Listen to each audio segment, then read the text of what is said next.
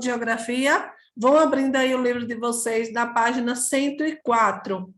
Vamos lá? Agora é a hora de estudar, né? Então, a hora de estudar, pega o livro, pega o lápis, pega a caneta, pega o caderno e vamos fazer aí, acompanhar toda a aula e fazer a atividade aí no final da aula. Vamos lá? Vamos com tudo, assunto novo hoje. Como eu falei, abrindo aí o livro na página 104. E o nosso assunto será a União Europeia. Então, o que é, né? Vamos explicar aqui um pouquinho sobre a introdução aqui da União Europeia. É um bloco, né? É um bloco formado por 28 países integrados economicamente, com atuação conjunta em diversas ações, sejam elas políticas, seja ela de livre circulação de mercadoria e livre circulação de pessoas. Então, apesar da crise financeira, né, social e política que alguns países membros enfrentaram, principalmente desde 2008, esse bloco representa uma poderosa força econômica e política no cenário mundial. Então, a União Europeia é um bloco econômico muito conhecido, né, que integra 28 países e que tem um objetivo comum: livre circulação de mercadorias, né, de pessoas e diversas ações políticas.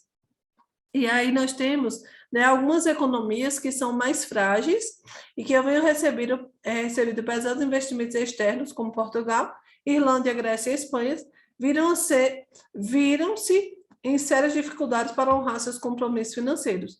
A instabilidade econômica, certo, que foi criada, gerou incerteza sobre a permanência de algum desses países no bloco. E sobre coesão da própria União Europeia, algumas dessas economias já se recuperaram e estão em recuperação. Em junho de 2016, o Reino Unido realizou um plebiscito para decidir se continuaria na União Europeia. O episódio ficou conhecido como Brexit, que vem das palavras de inglês, Britânia, que é Grã-Bretanha, saída. Com 52% dos votos, a população britânica optou pela saída da União Europeia. Então, nós observamos aqui, você observa aí na foto, né, bandeiras da União Europeia em edifícios, né, que abriga a sede da Comissão Europeia, órgão da União Europeia, em Bruxelas, na Bélgica. A quantidade de estrela não se refere ao número de países, sim aos ideais de unidade, solidariedade, harmonia entre os povos europeus. O formato dos círculos significa unidade do bloco.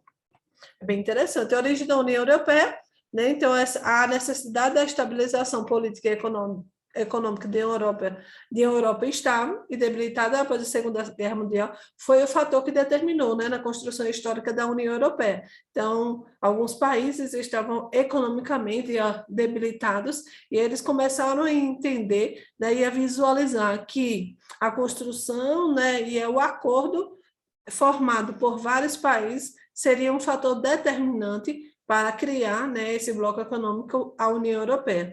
Então, desde a sua origem esteve a Comunidade do Aço, que é a CECA, né? Em 1951 reuniu os 6 países da Europa, França, Alemanha e Itália, e os integrantes do grupo do chamado Benelux, Bélgica, Países Baixos e Luxemburgo. Em 1957, com a assinatura do Tratado de Roma, a CECA passou a denominar-se Comunidade Econômica Europeia, CE, que eu acredito que vocês já ouviram falar, e prevê a livre circulação de mercadorias, capitais, serviços e pessoas entre os países membros. O objetivo era, posteriormente, transformar a CE em um espaço de livre comércio com tarifas de importações unificadas. Então, podem ter a certeza, prestem atenção, que toda a formação de blocos econômicos, eles têm um objetivo comum: livre circulação, principalmente de mercadorias, e melhorar a economia dos países que são membros. A evolução do bloco econômico. Em 1973, incorporaram-se, né, a CE, Reino Unido, Irlanda e Dinamarca. Em 1981, a Grécia. E em 1986, a Espanha e Portugal. Então, nesses últimos anos, foi assinado o Ato da Único Europeu, que acentuou as bases de uma futura unidade política dos países do bloco.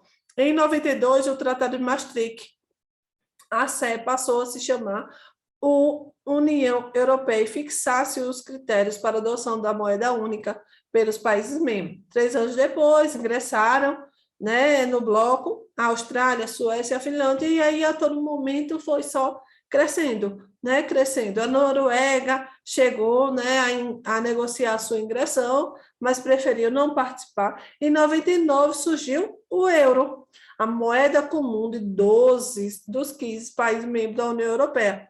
Dinamarca, Suécia e Reino Unido não adotaram. Então, o euro, né, foi a criação da moeda única no bloco econômico, que isso também gerou, né, uma melhoria, né, para a circulação de mercadorias, circulação de capitais e circulação de serviços nos países que fazem parte.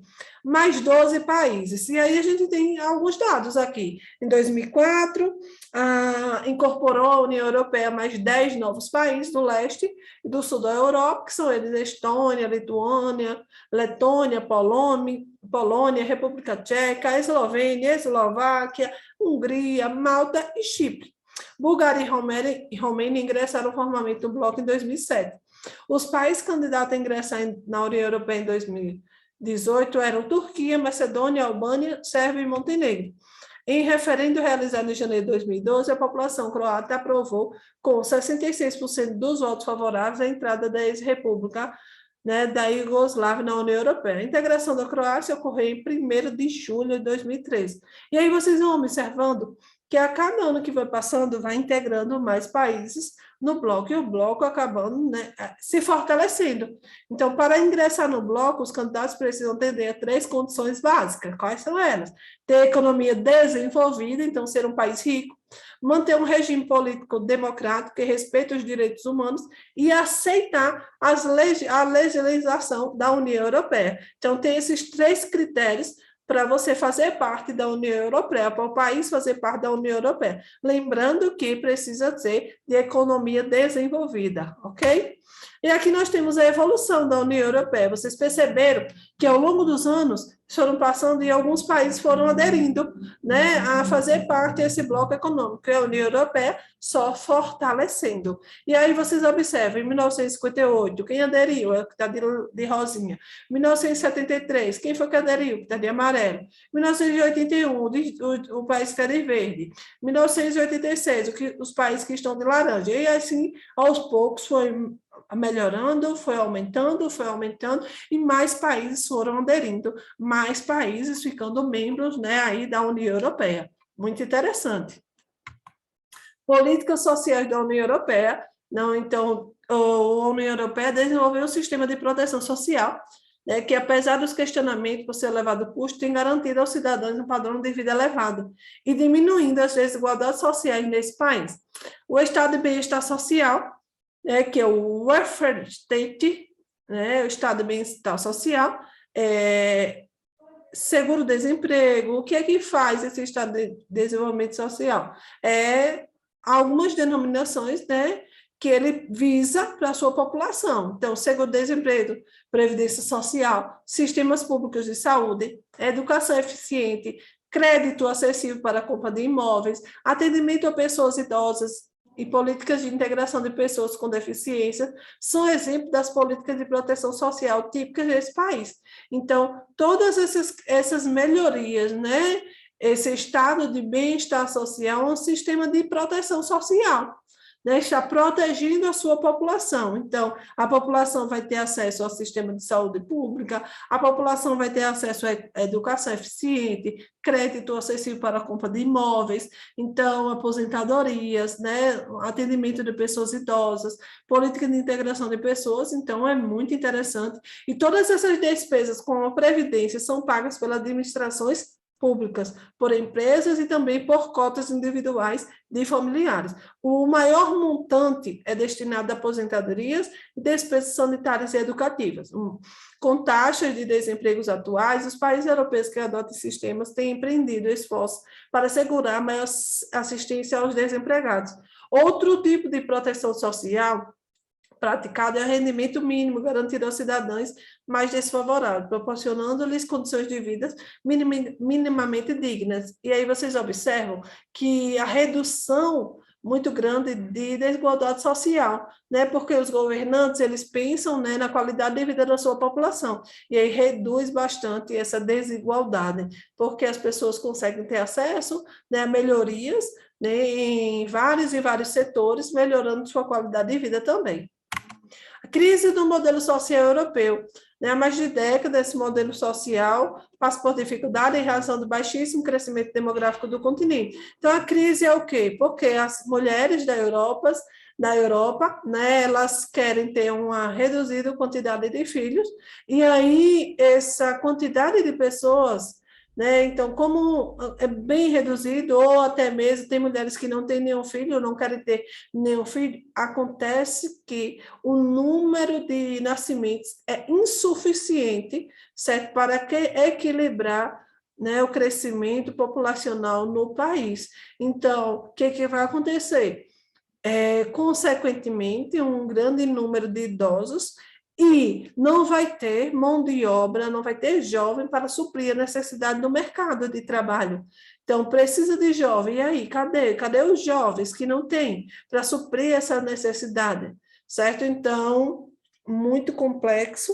E aí, a população idosa da Europa, a tendência a crescer mais e mais e mais, e é uma preocupação, né, para os governantes europeus, porque o recurso que é obtido com a população jovem, né, é insuficiente para cobrir as despesas, né, os custos de aposentadoria, os custos de saúde, né, daquela faixa etária que são os idosos. Então, é necessário que tenha um crescimento populacional maior para que não tenha esse problema.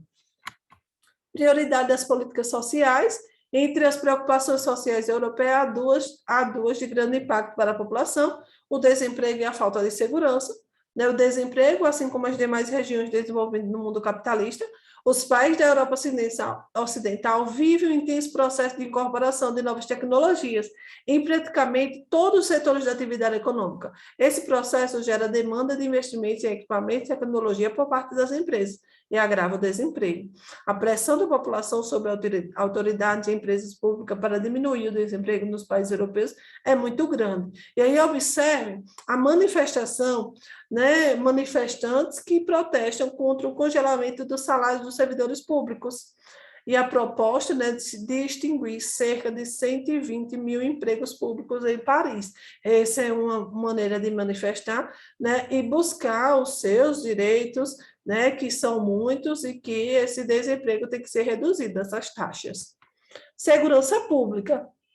Né? Então, tem sido cada vez mais relevante no conjunto de preocupações sociais da Europa, ainda que as taxas de criminalidade no continente sejam baixas em comparação com as da América Latina e da África. A segurança pública preocupa a população. Então, essa crescente disponibilidade de armas, né? As pessoas com armamento se complica, né? Complica porque para gerar, né, um controle dessa criminalidade é muito grande, porque a quantidade de armas, né, que fica mais fácil, né, de conseguir é muito complexo. Então, na França, uma pesquisa de opinião pública mostra que a população considera o problema de segurança mais importante que a questão do desemprego.